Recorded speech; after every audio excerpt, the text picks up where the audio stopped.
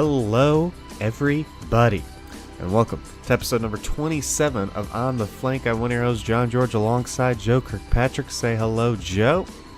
Hey, everybody.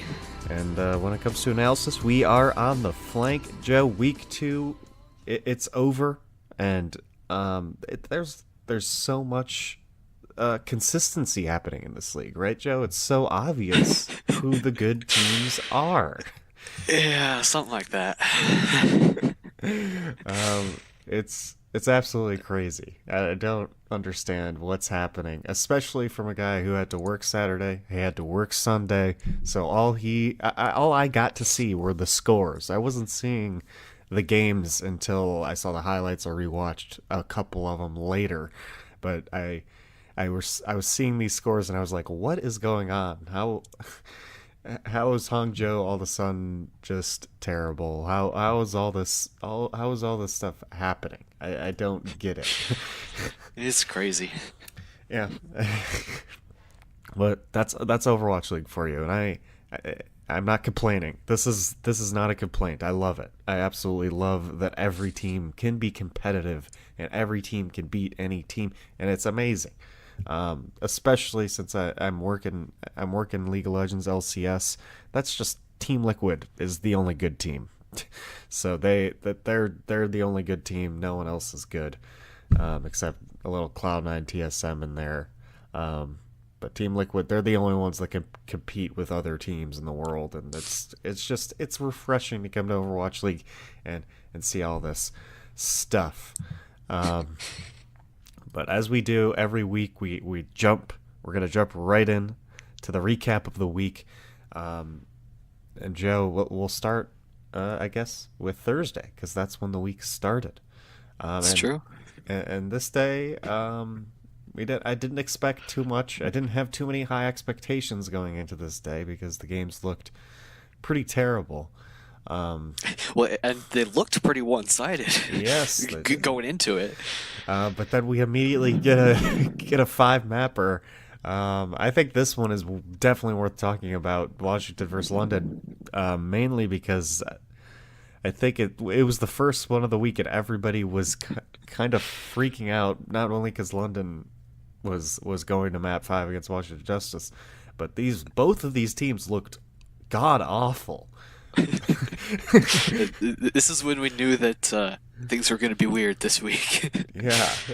Right there, first match. Oh yeah, I mean, just on control. Joe, you were watching this muted, weren't you? But or something, yeah. I forget exactly. You were watching it muted, but I think listening to Slimler and Hex in this is key, because they're confused as to what is going on. The entire control point, I think it was Busan, the entire Busan map. Like these, I feel like these two had no clue what was going on, and it just perfectly exemplified because no one else had any clue what was going on either. Like London was like, it's just so confusing to see these triple DPS comps and then them doing like nothing with them, right? Yeah, I mean, you did point out that we can't forget that they were playing against the team of a genius. Oh yes. So it was Wizard the genius. I mean, that's why they went to 5 maps. I completely forgot. And they looked terrible while doing it because that's how they didn't need to look. They didn't need to look good, to take them to 5 maps. They knew just the amount of good they needed to look to win some maps. Yeah. If that's not genius, I don't know what is. But they ended up pulling it. London ended up pulling it out in reverse sweep fashion. I guess they looked a little better towards the end, but it's hard to say. Just an embarrassing start. And then Florida Mayhem and Philadelphia Fusion come out on the stage. This is during my drive home from work. This is the one match I'm like, I could probably miss this. Fusion's gonna dominate, but apparently I missed the news headline that Boombox, he's a little sick boy, and Yeah. Joe, you watched some of this. I think you had a meeting, Yeah. but what? Yeah, so Boombox was out. They brought Elk up to play. I'm trying to remember which it is. I think Elk was playing main support, but he's usually an off support player, or the other way around. But so he was playing off role, and they didn't have their really strong Zen player there. And yeah, it just looked not great for Philly. They ended up drawing on one of the maps. They drew on pulling up Anubis, which 2CP. They're always drawing on 2CP, but Of course. but yeah, Philly, both their matches this week just looked really weird. Lots of people were hating on Elk, hating on Sato, particularly his Reinhardt. It sort of appears to be like the opposite of Fraggy last season, who really preferred Ryan over Winston. But we'll see how that goes. I think in a meta that's like really super focused on teamwork, that for Philly to struggle in a week that they didn't have a really core member of their starting squad, I think that's reasonable. Yeah. If anyone is taking this week seriously for Philly and saying this team is bad because of this week, I think you need to understand what Overwatch is, because this is a complete team game, and you need like all 6 players to be tip top, just performing super well. And Elk just he's not used to that Zenyatta role, and he's not used to what Boombox does. So they were basically a man down, in my opinion, the entire weekend. They were basically playing with 5 players in a 6-player game. So I don't think I don't think you should be taking these losses too seriously if you are hating on the Philadelphia Fusion right now for losing to the Mayhem and the Fuel. It sucked that they lost the Fuel after Jane's shit talking, but hey, it's gonna happen. People are gonna get sick. This is why you have the bench. People are gonna get injured. True. People are gonna get sick. So, And of course, Elk though now for Philly is off of their reserve, or out of their option until the end of the stage. yes, Because now that he's played his 2 matches. yes, which we will get into soon here, because true. I think it's important to some teams' first win. But to finish off the day, Guangzhou Charge 4-0 Dallas Fuel, Seoul Dynasty 4-0 Chengdu Hunters. Both teams impressed me, because I think Fuel's good. I think Hunters are good. So them getting 4-0'd are 4-0ing these teams it's pretty good. Yeah, Dallas keeping up their inconsistency, Mm-hmm. and Chengdu couldn't quite surprise their way around Seoul. I think Yeah. is just the best way of describing it. Exactly. Seoul figured out their Hammond pretty quick. At first it was doing pretty well on control, and then they just kept trying to force it throughout the rest of the series, but it was not working. I saw a stat, I forget where, that Aming had 0 playtime so far on either Ryan or Winston. I Yeah. forget which, but he had just played Wrecking Ball and either Ryan or Winston, but not Yeah. both. You can't depend on that. You just cannot. Yeah. Props to going outside the meta, but you cannot depend on that. But Guangzhou, we'll talk about them a little bit later, because even though Dallas feels super inconsistent and they didn't look tip top in this game, I think later in the weekend we find out Guangzhou's pretty good. It's true. It's true. And the theories that Guangzhou was nervous in week 1 against Chengdu, I think, are very valid, because they looked like a completely different monster this week. Friday, I got to go, Joe. I got to go to the arena on Friday, and I would have picked any other day. It started out with Atlanta Reign, Toronto Defiant. I wasn't there for this one because I had to wait for my roommate to drive out there. But I did get a Discord message right from Joe right after it happened, because I picked Toronto this game, of course, and I lost. It's true. It's true. Yes, it is true. We're even now so far. So. Yeah, we Right on the dot, which is great after my terrible start to the weekend of because the next game was the Excelsior Valiant, where I chose the Valiant, and they lost in 5 maps in a super close one. I was on both me and Joe on the edges of our seats, right, Joe? Oh yeah, very. As I recall, like the very last fight on Rialto, uh, That was bananas. when match went, yeah, it was like a minute and a half long, and it was just craziness. Yeah, that was absolute bananas. Then we get into Dragons Boston Uprising. I mean, to preface this game, Boston Uprising, they tweet out that Fusions is going to be in their starting lineup, and there's a sudden change because he no longer is. Once they get to stage and Axiom's out there, and then Shanghai Dragons just look like the better team the entire time, and take that third map and go up 3-0 on them. And let me tell you, Joe, this this arena went absolutely nuts. Like, so loud. I cannot believe, like, it was as loud as because I also went to the grand finals in New York. It was as loud as that. Like, it was insane. I was like, oh my goodness. And my roommate, this was his first. He likes video games. He played Overwatch back when it first came out. This was his first like time watching esports like ever, Ooh, and he was just so confused as to why everyone was so excited to the point where you had the two girls like crying in the front, um, which yeah. is Was it? Because this is literally the longest losing streak of a professional team like ever mhm. in any sport. Yeah, it was super significant. And we'll get to it when we uh, do like our MVPs and stuff. But a lot of it was on the back of Shanghai running a really nice Sombra too. Mhm.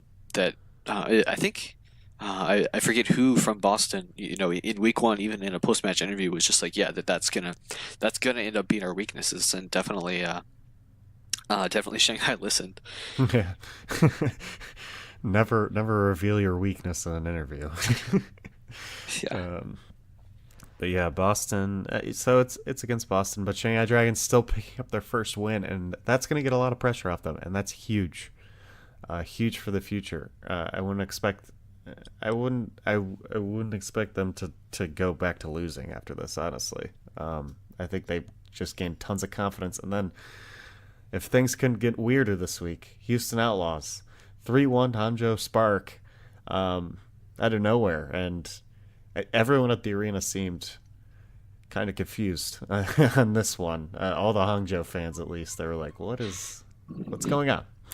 Um, but yeah, the Outlaws look good. There were there were times when they just straight up outplayed on Temple of Anubis. On Reddit ended up seeing that this was like, or on Twitter I ended up seeing this was like Jake's call to split up Hangzhou's supports from the rest of their team, because they were positioned so weirdly. But they literally chased Hangzhou's supports back to Houston Outlaws like spawn on first point at Temple of Anubis, and it was just like they were just being outplayed in every department. Houston Outlaws looked pretty darn good, but Hangzhou had a pretty bad week. yeah. We moved on to Saturday, which is the first. I had work, but I had work after the LA Gladiators Paris game. I got to watch that one, and as an LA Gladiators fan, I didn't enjoy it too much. It wasn't it wasn't fun, and I just want Decay to be old enough, which he will be in time for the next game. But God, the Gladiator schedule this stage is so brutal. Have you seen the rest of the schedule, Joe? No, but I'll pull it up here. But London, yeah, London, Hangzhou Spark. Who else? Atlanta Rain Soul Shock Paris. and Wow. and the Guangzhou Charge. Atlanta Rain, Guangzhou Charge, London, Spark. Insane. Yeah. And then stage two, they're playing Shanghai, Chengdu, Florida. Oh, I mean, Shanghai isn't so low anymore, but Yeah. Chengdu, Florida, Guangzhou, Boston. Yeah. Ugh. It's a brutal stage one. It's a brutal stage to have 3 games without who's hyped up to be like your best player this season. So Yeah, no kidding. And then, of luckily, course, Paris showing up and playing the goats that they're good at. oh So yes, of course. I it's mean, definitely props to them. if there's one thing you can expect in Owl, it's that. If there's one thing that's going to be consistent, I believe it will be Paris being dominant on goats. No doubt in my mind. Philly Fusion Dallas Fuel. I didn't get to watch this one. Did you watch this? I'm sure you watched this one as a Fusion, and you're kind of a Fuel fan too. So Yeah, it was, honestly more of the same stuff from Philly going into the second week, really. I mean, the just not with the consistency, or the second match of the week, I mean, sorry.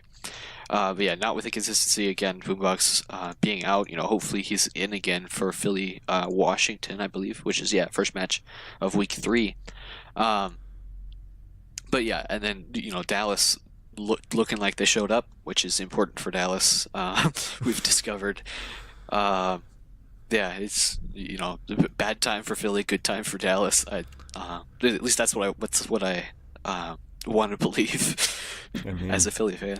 Dallas still has to show up first game of the week. They can't do this the rest of the season specifically because they keep getting 4-0'd in the first game of the week. Their map differential is still at -4 despite being 2-2, which is the worst map differential out of all the 2-2 teams, which there are only 4 of. But yeah. Speaking of, honestly, I'm confused by Overwatch League standings because I don't understand why an 0-2 team is better than a 1-3 team. Because by win percentages, the Outlaws. I'm speaking about the Outlaws and the Washington Justice. The Washington Justice 0% win rate. Houston Outlaws 25. Like they should be 18th, even though they've the big difference is Outlaws is played 4 games and the Justice has only played 2, which obviously will even out by the end of the stage. But I don't know. It's like they're grouping by losses first, instead of wins, which is weird. That is But weird. I don't know. But yeah, like You're you said, right. everybody will have played the same amount by the end of the stage, so Yeah. it's whatever. Anyway, speaking of Boombox, he is on our fantasy team. If you didn't know, our fantasy Overwatch League team. Oh yeah, And, I forgot about that. that really screwed us this week. Really did. I'm so upset. And then the other thing that screwed us is the fact that I ended up not. I was about to trade. I was about to make a big trade for a tank, for another off tank, because I had a feeling. I was like, cool, Matt, he didn't perform that well last week. And then cool Matt, he didn't play at all this week. So that also screwed us. And we had 2 players playing that got 0 points. That wasn't fun. I think we got just absolutely stomped this week. So that's your little fantasy update. We're 1-1 now because Boombox got sick. But also our team just kind of stunk it up this week overall, which feels really bad. We need a tank. Okay, back to games. Vancouver Titans, Guangzhou Charge. So this 5 maps. I don't think anyone expected the Titans to be taken to 5, but Guangzhou Charge looked really good. I loved watching this match because I'm a big fan of the Charge and what they have to do, and I was very upset with how they looked against the Hunters, but they're finally this week they finally showed how great they can be. For sure, yeah, all the way, like you said, to 5 maps, and even right at the very beginning. Oh, I thought they played Boost on this series. Maybe they didn't. But what we definitely did, we definitely did see some Happy Widowmaker that was excellent. Mm-hmm. It was really back and forth. Guangzhou absolutely dominating on Nepal. Vancouver absolutely dominating at Yep. at Hollywood. I think they said that was like the second fastest Hollywood match ever Wow. this season or last. It was just insane. and then Vancouver, the casters kept talking about all the way through, that they needed to pick up the win in 4 maps because if they went to five, Guangzhou was going to be a big threat again on control just because of how good they looked. Yeah. But then Vancouver able to pull that out at the end, 2-1 on Ilios. That was a really good series. Yeah, and it came down to the Jana diva bomb at the end, didn't it? It was just the very end, which was crazy. It's true, yeah. Boop and everything. Yep, boop. That was a really good series. Definitely one you might want to rewatch, but we'll give you our official ones you should rewatch after we get done with Sunday, unless you want to talk about Chengdu Hunters Florida Mayhem.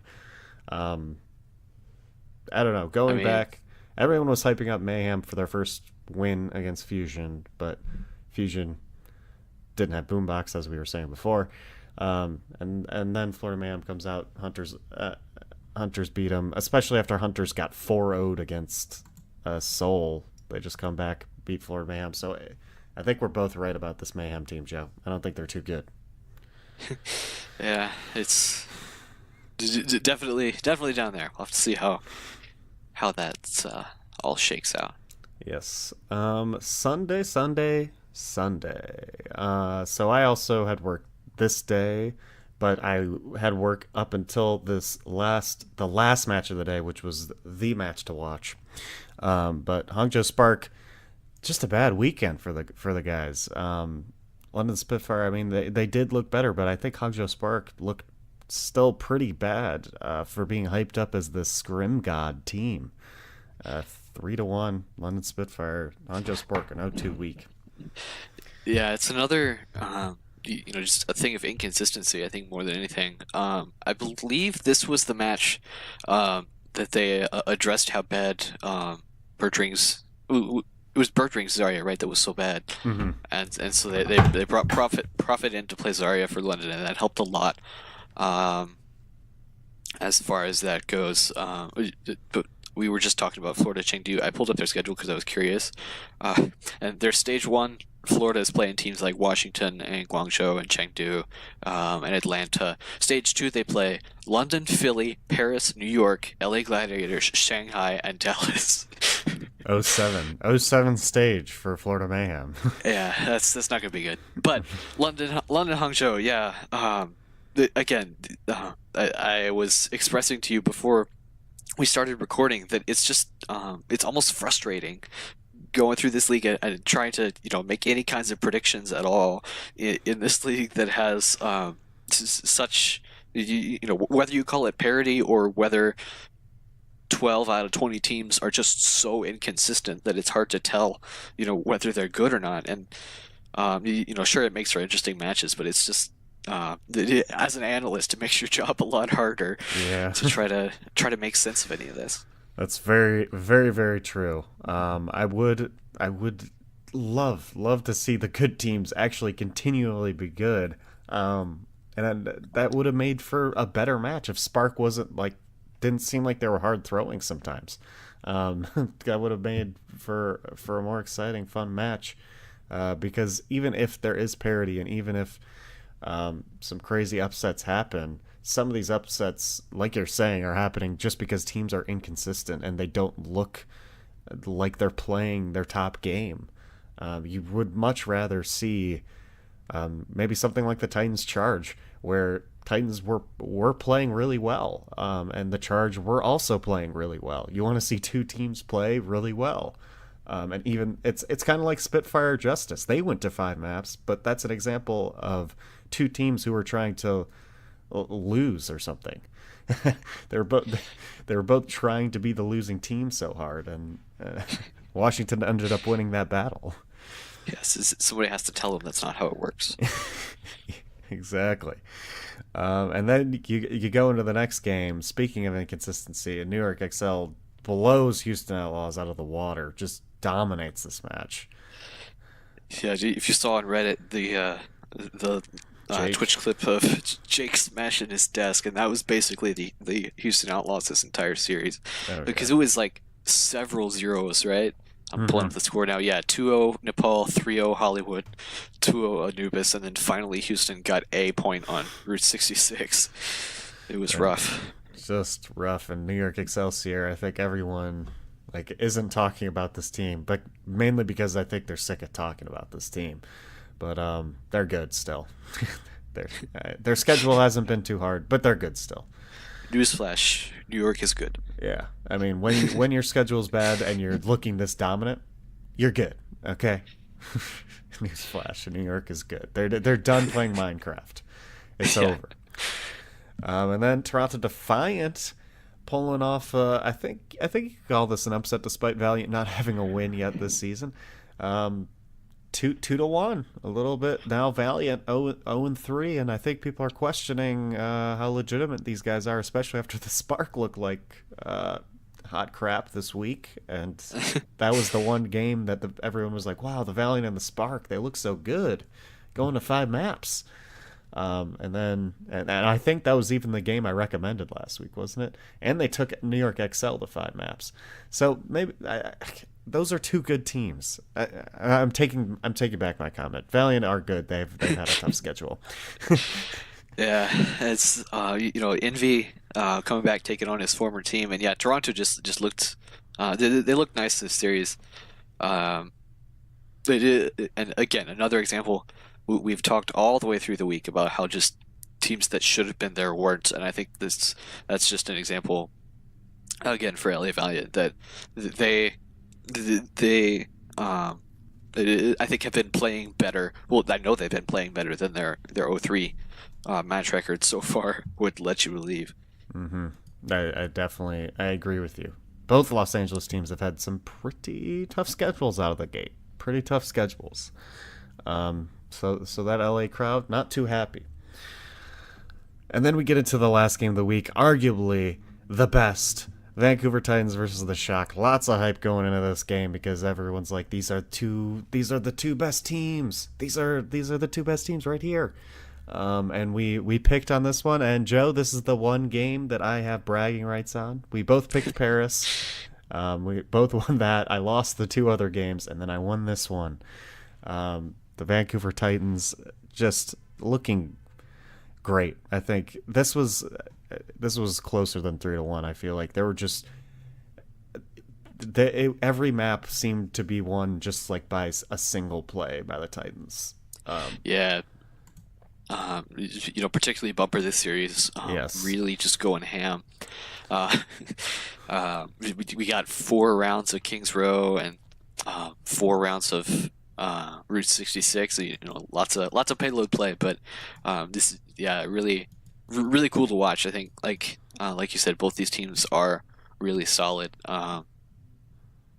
Yeah, it was a good series. I think unlike some of these other ones that have been issues in like the way the teams were actually playing. I think this one was just actually a good game. Yes, it was actually a good game. This was a fantastic game. I loved it. And I love the Titans. They are it's so much fun to watch these guys play goats, play whatever they're playing because they are fantastic at it.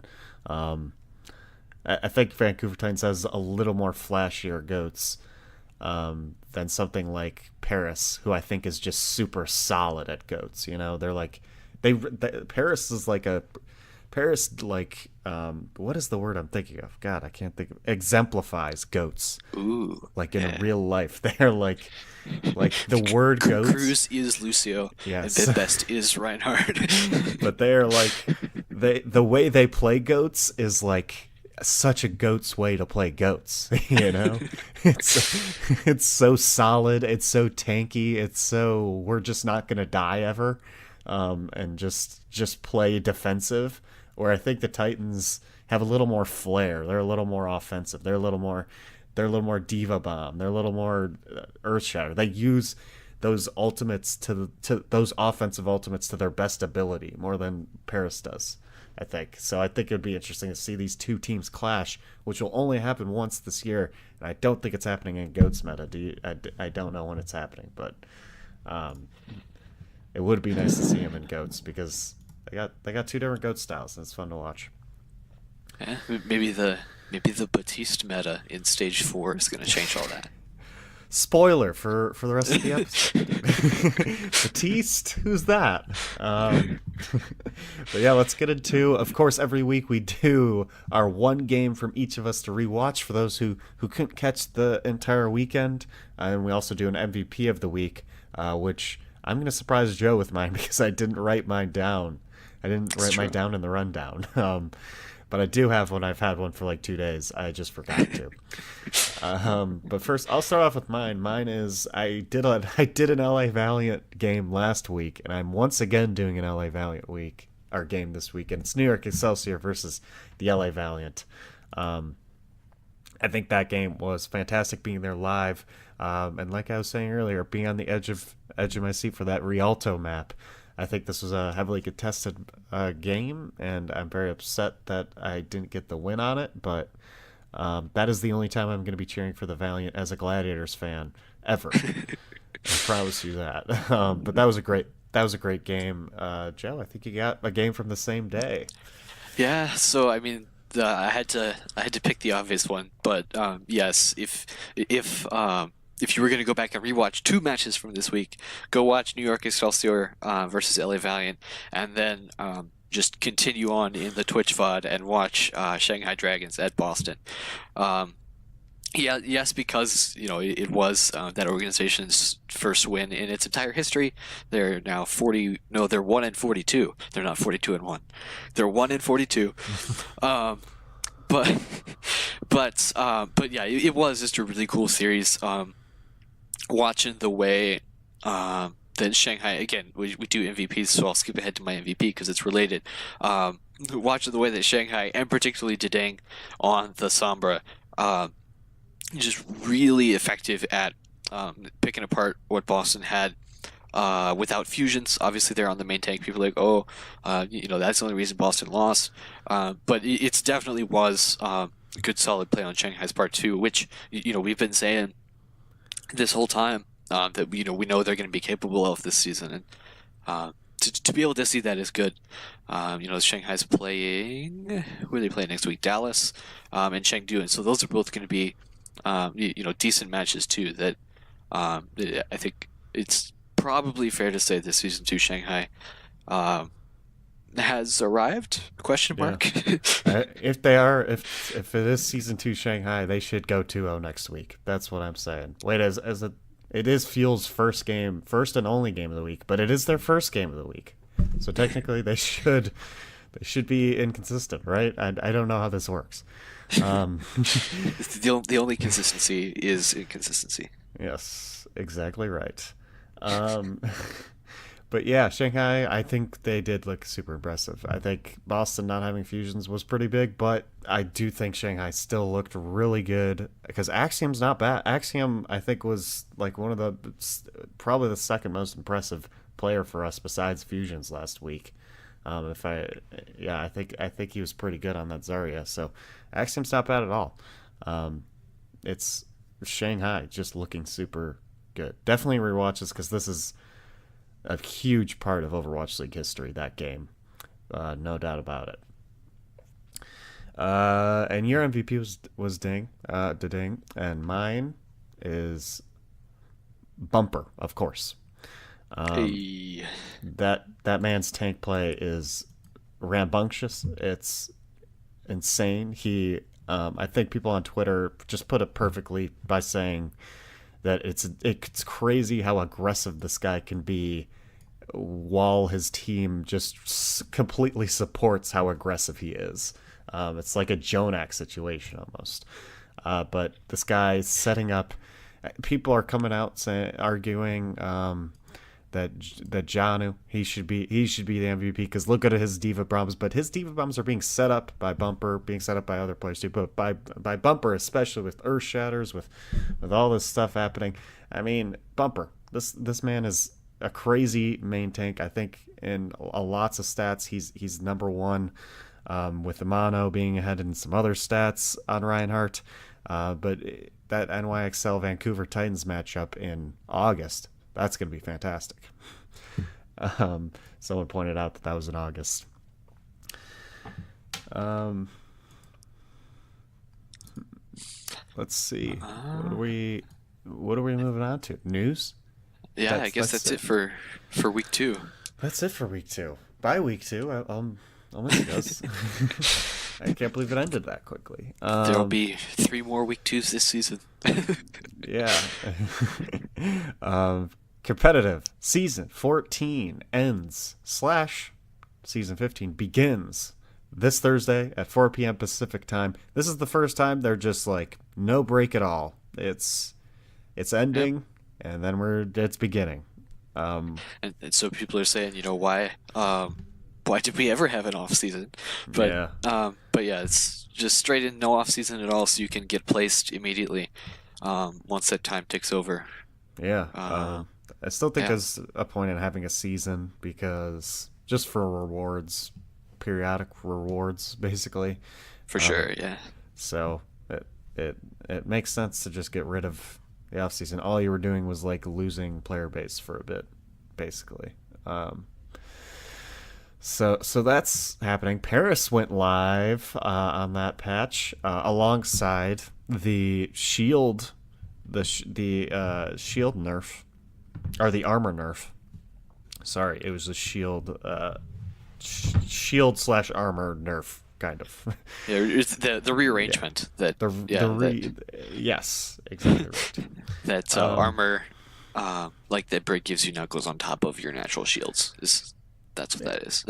I think evenly, almost like evenly as important as Paris itself, which is a map that went live, and that's the main headline. But that second thing is pretty important because as we were saying before, one of the biggest reasons why Brig is so darn good is she's able to put that armor underneath Zenyatta's rechargeable shield.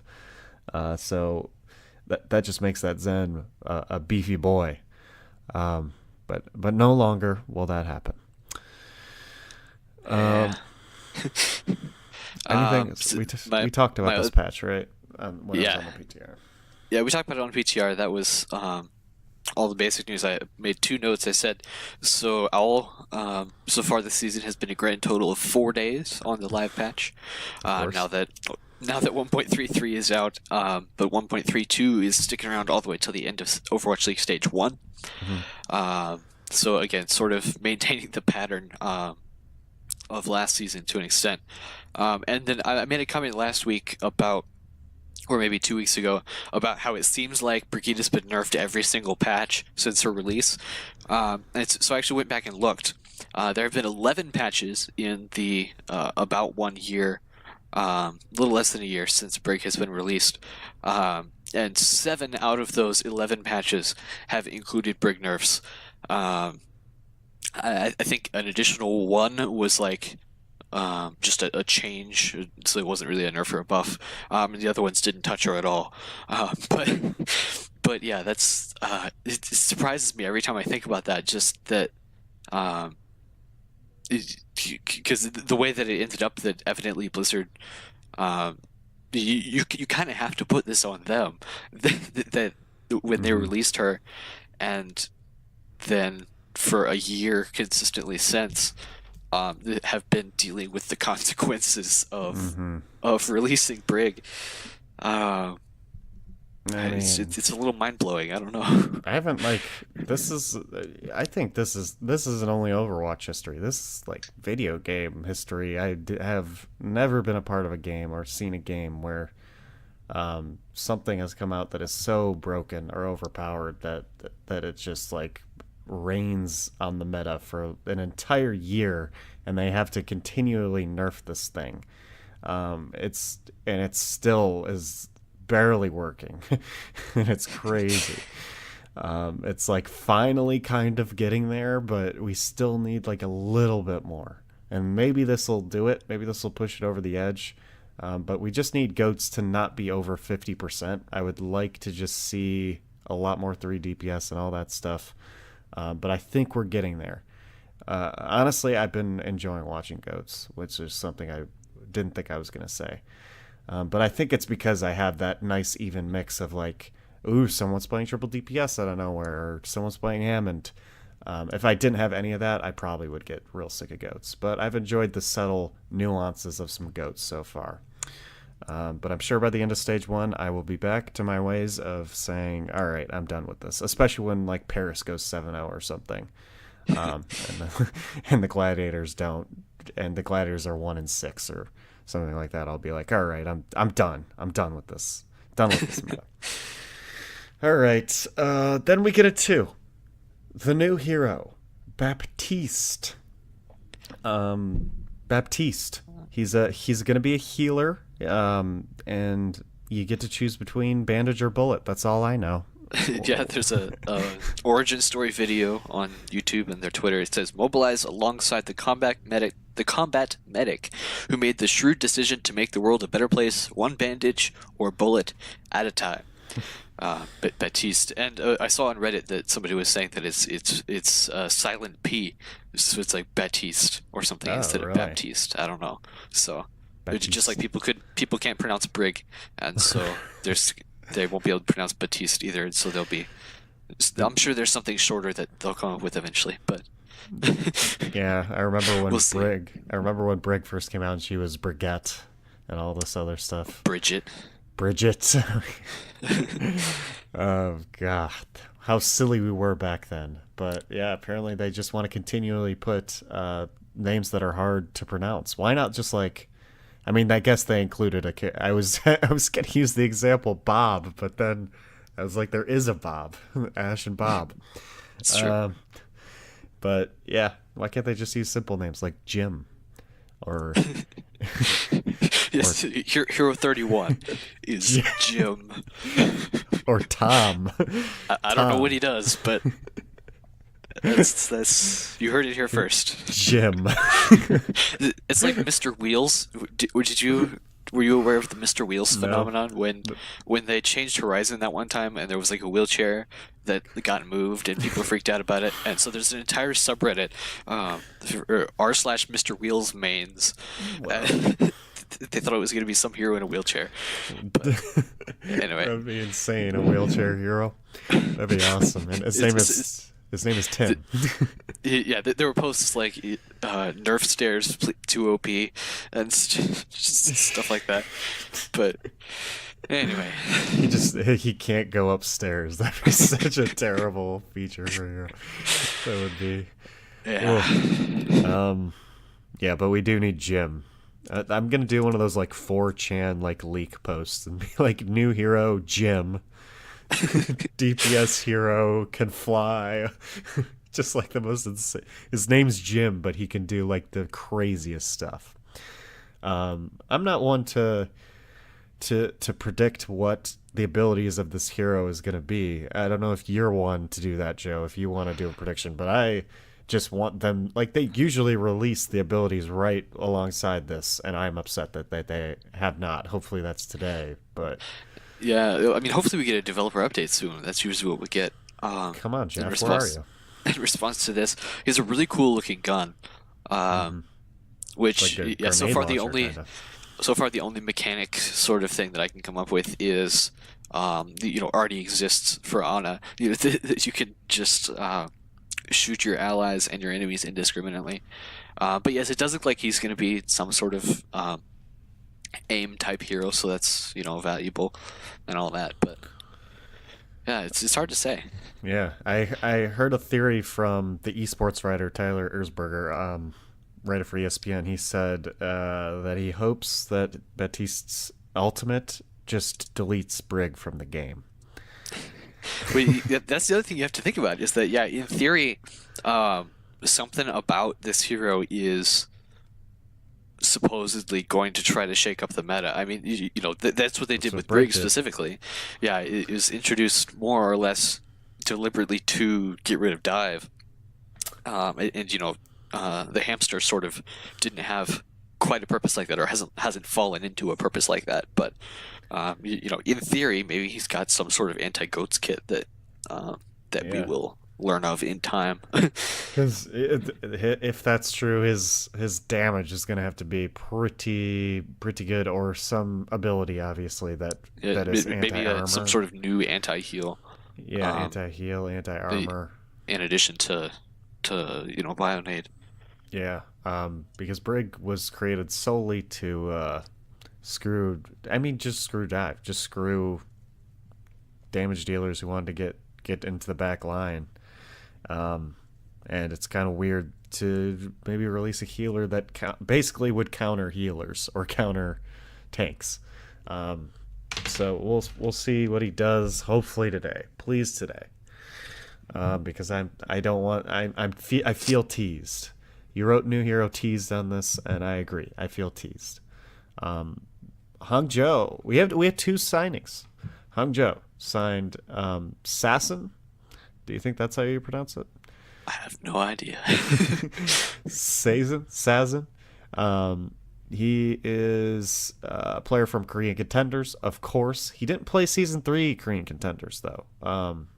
So I don't know what he's been doing since Season 2, since July last year. But he is... Oh, wait. It says here on the Wikipedia page what he's been doing. He's been on he's been on a team called White Whale Inshin Esports, with a fantastic logo. Oh my goodness. I have to look at it now. Yeah, oh my goodness. It's just like this royal whale with a mustache, and he's got a crown and a trident. Sure enough. This is a fantastic logo. I highly recommend you look it up. And It's like the what's the name of the character like from Shovel Knight, the apple whale? Um, I don't I, know. I've never seen that character. I have to look that up now, but that's what it looks like. Yeah. I think this guy just became my favorite player just from this logo. I know nothing about this guy. I can't sit here. I can't pretend like I know The anything. Troupple, because The it's a trout Troupple. and an apple. Oh. That's what this logo looks like. Anyway, but that's Oh. neither here nor there. Yes. All I know about this guy is that he's a flex, apparently, that plays Pharah, that plays Genji, and plays Diva. That's what it says on the Wikipedia page. I know nothing else about this guy at all. He was on the Foxes in Korea, who didn't do too well, specifically in their second season. But that doesn't matter. That Hangzhou's all about picking up those premier individual players on teams that weren't too good, and they apparently are going to continue to do that. Do you know anything about this guy secretly, Joe? Nope. Yeah, I mean, clearly, somebody that Hangzhou decided they needed a role filled, so they're up to 11 members now. I mean, they don't have a backup flex, so I mean, That's true. that's I guess that's what they needed. And then Florida Mayhem, they picked up McGravy, who I do know about this guy because he's been in Overwatch since the beginning, basically. I think he was most notable once he joined Envision Esports, because Envision, they were up there competing in contenders eventually, but whatever was going on back then, a bunch of different tournaments. And then he was on Team Envy for the second and third contenders season.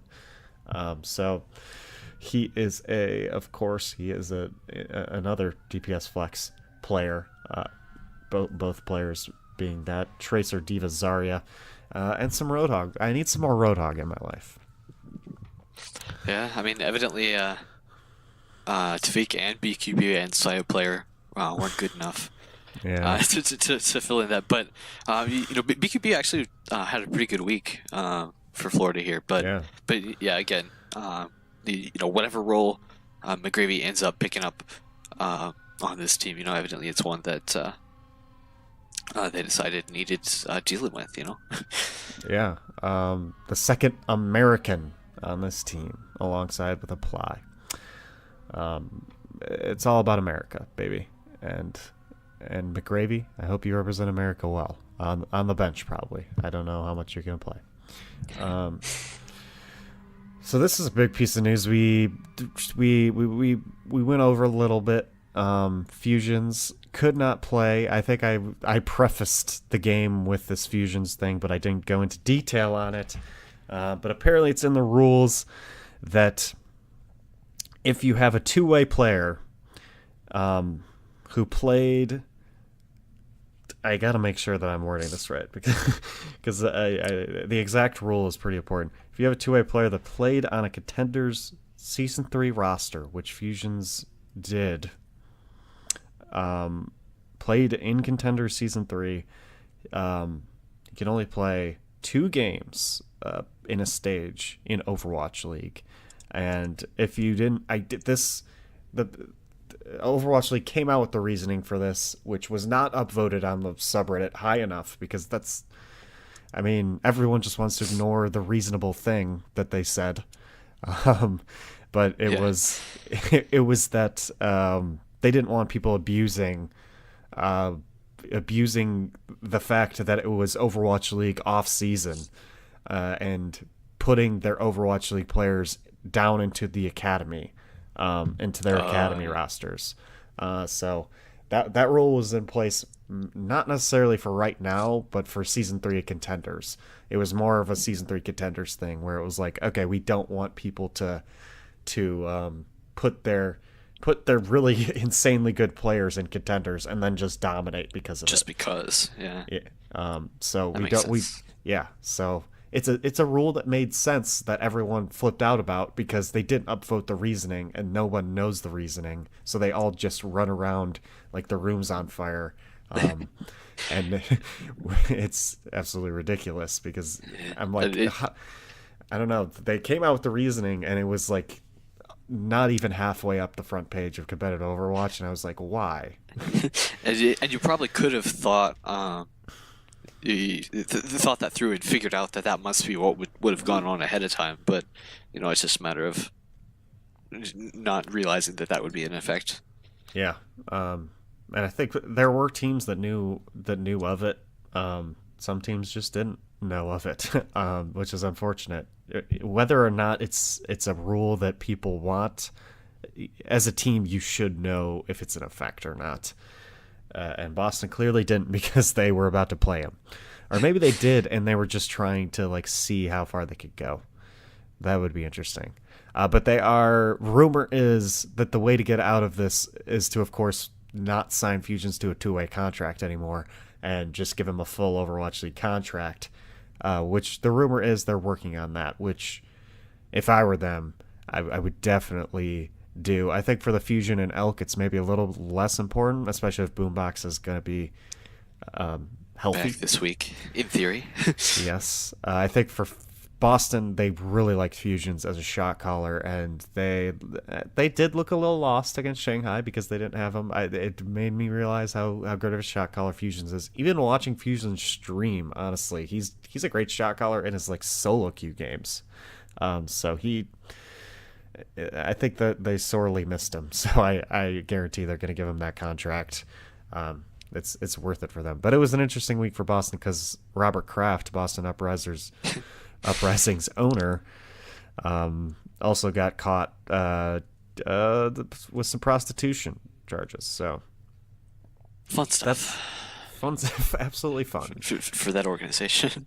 Yeah. I saw some like probably investors in Boston Uprising or something when I was there live, like watching the game, and I was like, oh, how sad for like this, because this person was taking them around, clearly showing them the game for the first time, like had just bought them like jerseys and all this stuff, and I was like, oh, they're here for the game where they lose to Shanghai. That's like, I wonder how they explained it to. They probably explained it to these guys like, oh, the Shanghai. Everyone just loves Shanghai.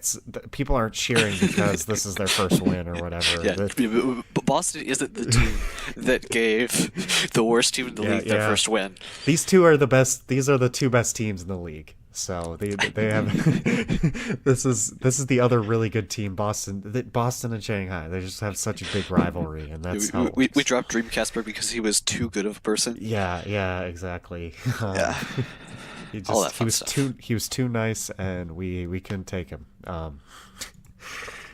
Pretty so much drama around this team. Sorry, Boston fans. Why does Fusions have... I'm such a big fan of Fusions. That's the main reason I want to root for Boston this season is Fusions. And when I found myself when Fusions wasn't out there, I was like, why am I rooting for Boston right now? And then I just went right back to Shanghai. But yeah, let's get into week 3, Joe. Week number 3. Of course, Oh we yeah. we come out, we predict our 4 matches of the week, and we tweet them out. Joe, so far we're tied. What's our total records? We both have 5 correct picks over 2 weeks. 5 correct picks. That's 5 out of 8. 5 out of 8. Yeah, Um, so we're doing just a little bit better a than little bit, random. a little bit over 500, which is pretty good. I think we're smart. We're smart, Joe. But before that, we go over some storylines to watch in the week from the games we aren't predicting This necessarily. is like our honorable mention. Yeah, honorable mention. And the one we have written down is Shanghai Dragons versus Dallas Fuel, which is my honorable mention because I think that's going to be a good game. I think a lot of people saw Shanghai pretty low in their power rankings. I disagree. I think Shanghai's just breaking free of the chains of that 0-42, and they're about to come out strong. But Dallas Fuel, this is their only game of the week, so they got to go all out, right? I think this will be. I think this will be a good game. For sure. I guess other potential mentions we're gonna predict Seoul versus New York, but I think Seoul's other match this week is going to be important too against Boston. Um, Again, just because of the way Seoul's sitting at 2-1 currently, but they really need both those wins to come in and pretend like they know what they're doing off the back of they lost their most recent one, right? Mm-hmm. Trying to figure out who that was. Well, they beat Chengdu in last week, so yeah, I guess their loss was Dallas in week that one was what against it Dallas. is, But yeah. yeah, so this is Seoul over LA and Chengdu. LA Gladiators and Chengdu, they need a couple wins to really solidify their spot in this stage. Um, Yes. and then the other one would be Shock Spark. Shock Spark. Yeah, that was going to be the second one I mentioned. Yeah, Um, that's that might Hangzhou be a didn't have a game. good week too. Yeah, if Hangzhou had another, this would easily be the game of the week, no doubt. If Hangzhou didn't look so weird last week, this would be the game of the week. But it has moved down to our honorable mentions because honestly, if Hangzhou played like they did last week, I could see a 4-0 here from Shock. So, um, yeah, Hangzhou not looking too impressive. Is there anything else? Any other honorable mentions? I think We that's have, that's the most of it. yeah, I think I would tend to agree with you there. But yeah, so now we've got 4 to pick. Yes, we do have 4 to pick, and the first one is Gladiators London. We've been picking. I think we've picked a Gladiators game every single week. Let me check. Yeah, because first I remember picking them the first week, and then I'm a That's true. Gladiators fan, and I went against them last week with Paris, and I was smart for that. I was really smart. I really was. This game's Friday. It's the first game Friday at 4 p.m. Pacific, 7 p.m. Eastern, and London. They're coming off the back of a 2-0 week against a bad Washington team, and then a different Hangzhou Spark team than we saw before. And then LA Gladiators are coming off of a 0-1 week against Paris, like I just said. A close match, but they finally have Decay back. So, are not back for the first time. This man is 18 years old. Happy birthday to him tomorrow, I think, the 27th. So he's turning 18. He can finally play. This is going to be a good one. This is always a classic. Gladiator Spitfire was always a classic last year because of the fissure, but I still think it's going to be a classic. This is the only time these two play this year, by the way. Yeah, So, and now it's a playoff rematch too, from yes, from season 1. and that playoff game was not involving fissure at all. So, Yeah. so I guess it's a rivalry now. Joe, who do you got? Does London Spitfire continue their hot streak here? It's a good question. That my initial reaction I think is no, because like you said, Gladiators coming in with a little support that's going to be really helpful, but also once you look at this map pool, it's a little more a little harder for me to pick, I think, because they're playing Busan and Numbani, Volskaya and Dorado, and I think Traditionally, those are maps that I think London can um, have some success on. Especially Obviously, Volskaya. yeah, This obviously, particularly Volskaya. Um, yeah. Yeah, I had picked Gladiators originally. Um, uh, are you gonna turn on him, Joe? I think I'll stay with them for now. Okay. I'll stay with Gladiators partly just because again London's been looking like a really weird team, and weird doesn't necessarily mean bad, but um, the Gladiators I think are definitely they're gonna want this one more, and they're gonna um, hopefully put up a good fight for it. Yeah, I think this is like at this point in this stage. If Gladiators want to make stage playoffs, this is every single game's like a must win at this point. But I think in the general season, you just gotta when you're toughened through this stage, you're gonna want to at least go like you're gonna want to go above 500, at least 4-3. Even though you're facing some really tough teams, so I believe this is just like you just have to win this game if you're the Gladiators, and you got Decay on your side. I really think they're gonna come out swinging.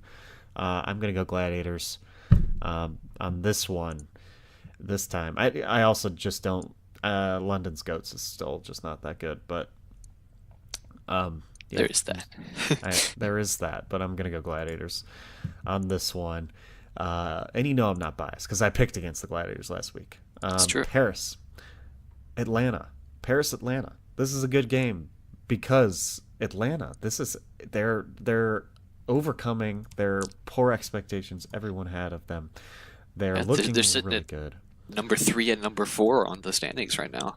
Absolutely, and yeah, Paris has only played 2 games, but they've played 2 games against 2 tough teams. Well, Dallas, or they didn't play Dallas. They played Played London. London and LA London, of Gladiators. course, not that good at goats, but still a tough game to come out and face the defending champions right away. And Atlanta Reign has looked pretty good. Who's their one loss again? Atlanta was they lost to Philly, Philly. but they took them to five maps Yes, and took them to three 5 maps. points. Took them to 5 maps. So Atlanta, they've been looking good. DeFran's been happy. They've been playing well, but can they stop the unstoppable goats of the Paris Eternal? Yeah, I think part of Atlanta's success so far has been in playing things that aren't goats. I think is fair to say. Obviously, they've got a solid run there, but um, but yeah, that not being able, I think, to step up to the level that Paris is going to challenge them at, I think is going to cause some problems for Atlanta. I think I'm going to have to give this one to Paris. I think. Yeah, I think this is an obvious. I personally think people are overrating Atlanta a little bit. So I'm gonna go Paris. I think it's an easy Paris pick for me, in my opinion, on Atlanta. I'm going Paris. I'm going Paris probably like 3-1 or something like that. The map pool also I think favors Paris a little bit, but um, yeah, Paris just has really good goats. This is Paris is playing 1 game again this week. They're really just they've got that's crazy. They've just got 3 1-game weeks in a row. To be fair, Atlanta's only playing 1 game this week too. So this is all they're focusing on this week. This is going to be a good matchup. Okay, Valiant, Guangzhou Charge. Um, this is an important game for the Valiant because they're 0-3. They've had a tough schedule so far, and I think it continues here because they're facing the Guangzhou Charge, who I think looked really good last week with a 4-0 of Dallas Fuel and taking the Titans to 5 maps. Speaking of the Titans, Valiant is going to be coming off of a match against the Titans. So the LA Valiant could easily be 0-4 at this point. Something about tough schedules. They really just stacked stage one, I feel like, with some really good matchups. But Joe, do you think So, so the you're picking, Valiant? so you're picking Guangzhou then? So I'm picking Guangzhou. Yes, I am Yeah, picking Guangzhou. I Yeah. actually am picking Guangzhou. Yeah, so I think my pick was for the Valiant, I think, for this series. Mm. And I think that's basically it's kind of like looking at the Gladiators London match. I think Valiant is just going to want this one a lot more.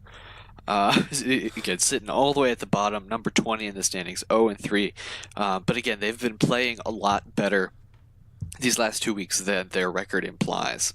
And I think it's only a matter of time before their schedule starts to turn around. I mean, they've got Guangzhou obviously this week coming up, but they're also playing Vancouver, which that'll be a tough match. But Philly and Houston for the remainder of this stage.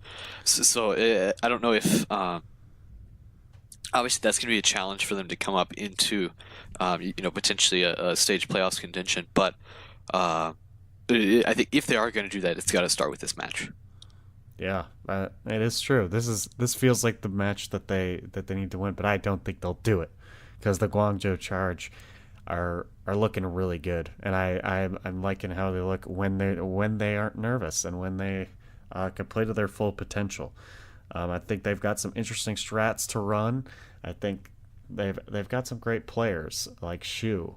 And Happy showed us a little bit of what he can do, and Widow a little bit. So I think Guangzhou Charge take this one. I think it will be very close. LA Valiant is going to play a lot of five mappers, but I think they continue to lose. I would not be surprised if LA Valiant went 0-2 again this week. So that's the first one we had different picks on, Joe. It's true.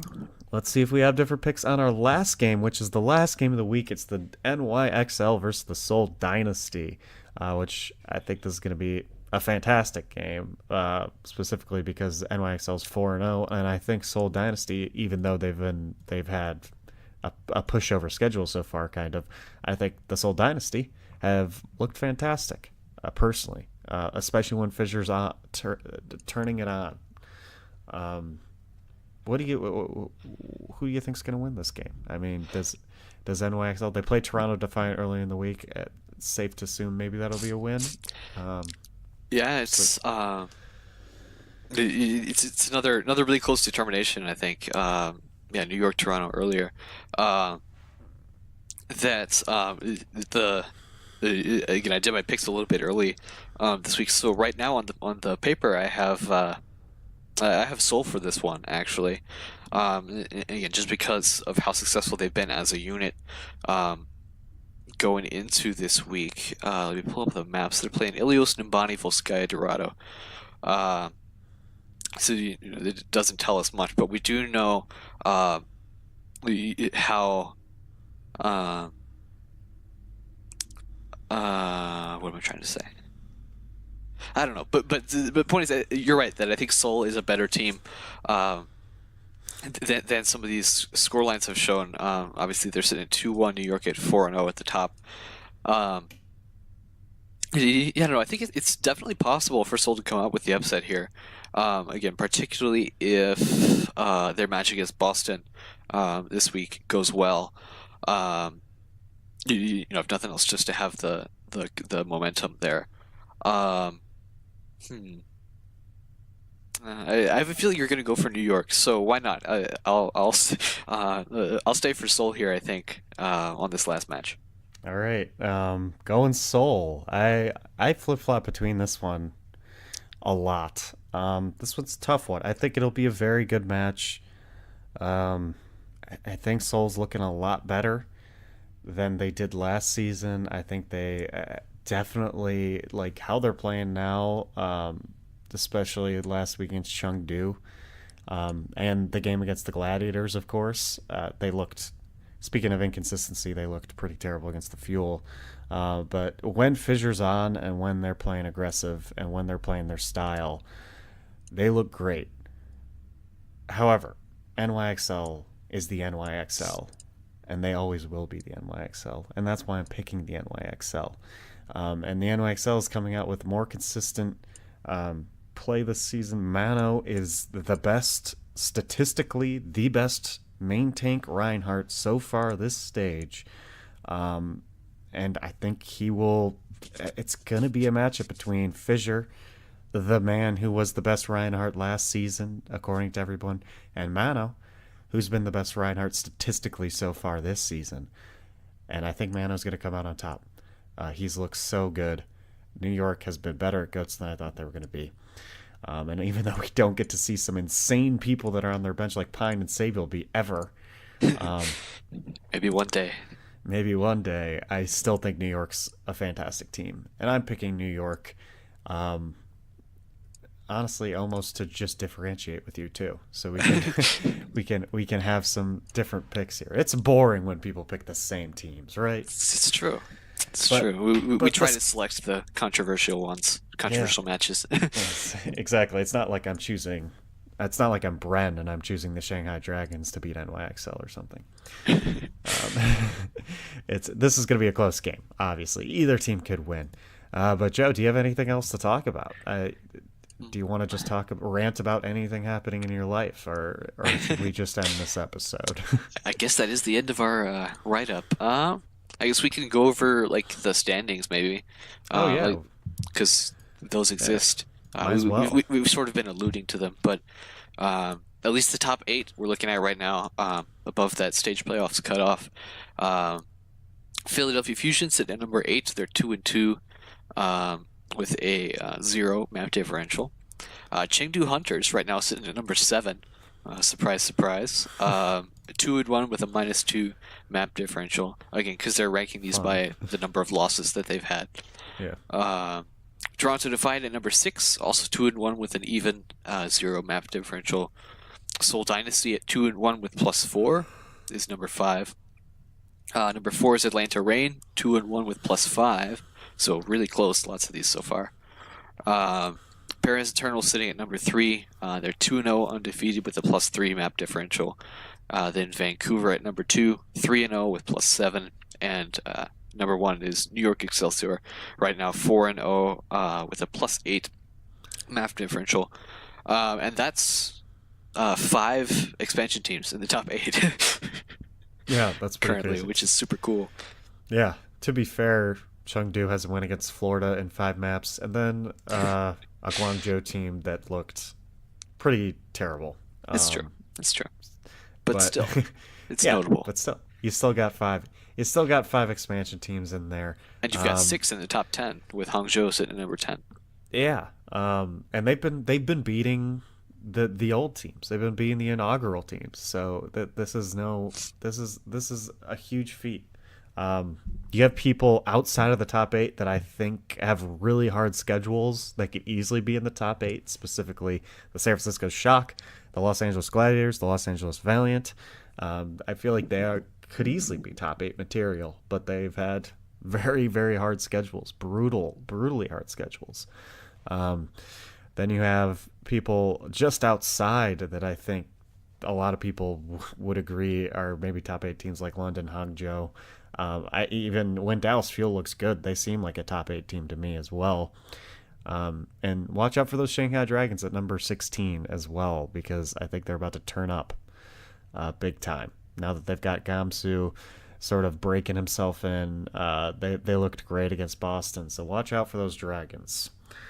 But yeah, as far as this stage is, I always thought with only 7 game stage playoffs were going to be a little wishy-washy and weird, because you're going to have teams with extremely easy schedules making it to the stage playoffs, but in the end, whoever wins the whole stage playoffs is going to be a really good team. It's It true. is. So that's all I gotta say for now. I'm gonna look at the standings sort of more seriously probably after this week, once everyone has like at least 3 or 4 games played, or well, a lot of people have 3 or 4 games played, like 4 or 5 games played. I mean, yeah. But looking at standings, it's super fun for me. But we will have power rankings again, right, Joe? At the end of the stage. Yeah, I think that's the plan. And Yeah. hopefully it'll be a lot easier to do than the preseason ones. Uh, Probably will Maybe. be. We'll see. We'll see. We'll see. I mean, it'll probably be like a definitive power ranking of like that meta too. Yeah. So we won't have to take into account future metas because it's hard to predict that. It really is. All right. Anything else, Joe? Is this Uh, the time to end?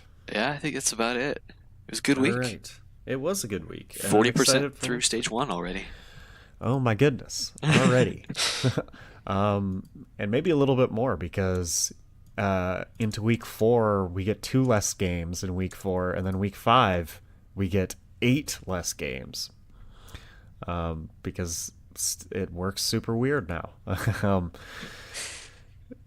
but yeah, I'm so excited for this week, and maybe I finally have a weekend where I have just both Saturday and Sunday off. Maybe I'll head to the arena again for one of these days. Ooh, there you go. It'd probably be Sunday. Sunday's got some really good games, and as a Gladiators fan, I haven't gotten to see them live yet. Maybe I'll be there on Sunday. So if any on the flank fans are there on Sunday, just come on up to me, That'd be cool.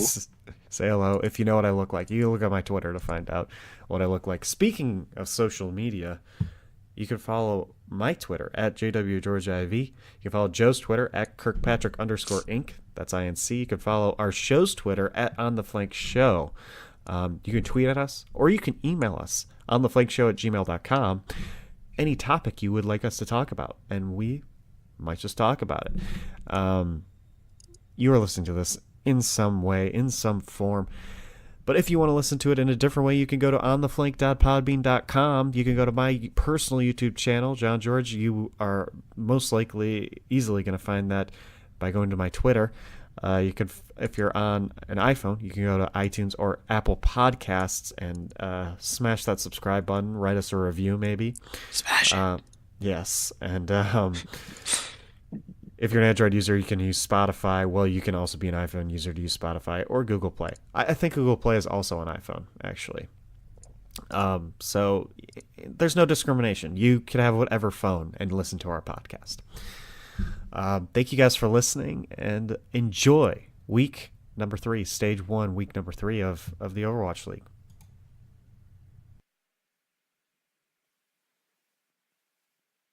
Nice.